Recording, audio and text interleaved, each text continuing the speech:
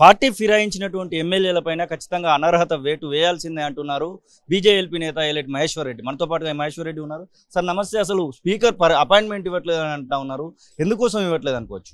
Speaker గారు మరి గత 4-5 రోజుల నుంచి మేము ప్రయత్నం చేస్తూ ఉంటే వారు అందుబాటులోకి రావడం లేదు.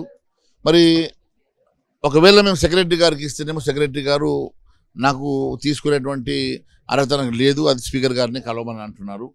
మరి అందుకే ఈరోజు మేము మీ ద్వారా ఈరోజు ఒకటి ఆఫీస్లో అక్నాలజ్మెంట్ ద్వారా ఇచ్చి ఒకటి మెయిల్ ఒకటి రిజిస్టర్ పోస్ట్ కూడా చేయబోతున్నాం. ఒక పార్టీ నుంచి గెలిచినటువంటి ఎమ్మెల్యే ఇంకో పార్టీ అభ్యర్థిగా పోటీ చేయడం అనేది బహుశా భారతదేశ చరిత్రలో ఎన్నడూ జరగలేదు.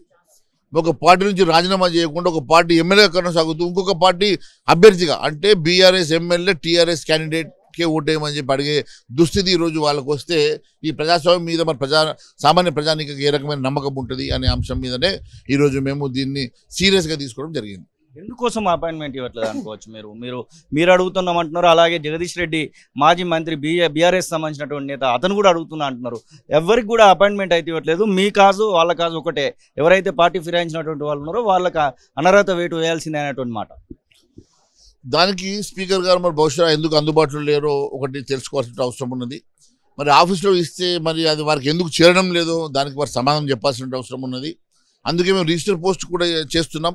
మరి రిజిస్టర్ పోస్ట్ కూడా వారు మరి నమ్ముతున్నారా లేకుండా అది కూడా నాకు చేరలేదని చెప్పి రేపు దాటవేసే ప్రయత్నం చేస్తారా అనే సంగతి కూడా మరి తెలియాల్సి ఉన్నది.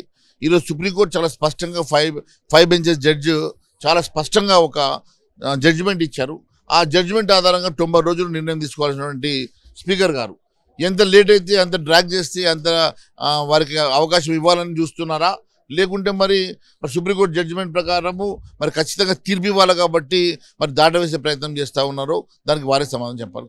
ఇంకొక 10-15 రోజులలో ఖచ్చితంగా అసెంబ్లీ సెషన్స్ కూడా జరుగున్నాయి, బడ్జెట్కి సంబంధించినటువంటి సెషన్స్. అవి బీజేపీ నుంచి ఎలాంటి ప్రతిపాదనలు ముందర పెట్టబోతా ఉన్నారు?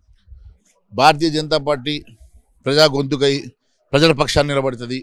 ప్రజా సమస్యలను ఎప్పటికప్పుడు ఎండబెడుతూ మేము ప్రజల్లోకి వెళ్ళి పోరాటం చేస్తాం. ఖచ్చితంగా ఈ అసెంబ్లీ సాక్షిగా మేము ప్రజల సమస్యలని మరి ప్రభుత్వ దృష్టికి ప్రజాస్వామ్య పద్ధతిలో మేము మాట్లాడబోతున్నాం. మరి ఎప్పుడు కూడా మేము గతంలో కూడా ఇప్పటివరకు ఈ రాష్ట్రంలో చేసినటువంటి అవినీతి కుంభకోణాల మీద ఇప్పటికే చాలాసార్లు మాట్లాడడం జరిగింది. రేపు అసెంబ్లీలో కూడా ఖచ్చితంగా ఈ అంశాన్ని చాలా సీరియస్గా మేము టేకప్ చేయబోతున్నాం తెలియజేస్తాం. ఏబీవీపీ నాయకుల పైన లాఠీ చార్జ్ జరిగిందని కొద్దిసేపటి కింద వార్త వస్తూ ఉంది. ఎట్లా స్పందిస్తారు దీని విషయంలో? ఇప్పుడే దాని మీద స్పందించాను కదా. ఇప్పుడు ఇదే కేవలం ఈ ప్రభుత్వము ఎట్లా నుంచి వేయాలా, ఏ రకంగా ప్రజాస్వామ్యాన్ని కూని చేయాలని ఆలోచన చేస్తూ ఉన్నది తప్ప నిజంగా కూడా ప్రజాపాలన అంటే ఇదేనా? మరి ప్రజాపాలన పేరు పెట్టుకున్నది తప్ప ఇక్కడ ప్రజాపాలన అవపడతలేదు, రాక్షస పాలన అవపడతా ఉన్నది. ఇది మరి కళ్ళారా చూస్తున్నాం. Thank you. ఇది ఎలెట్ మహేశ్వర్ రెడ్డి చెప్పిన మాటలు. ఖచ్చితంగా అనర్హత వేటు వేయాల్సిందే అనేటువంటి మాటనైతే వారు చెప్తున్న పరిస్థితి. కెమెరా పర్సన్ సతీష్తో శ్రీనివాస్, తొలి వెలుగు, అసెంబ్లీ, హైదరాబాద్. అసలైన తొలి వెలుగు. ఫాలో వాట్సాప్ @తొలి వెలుగు official.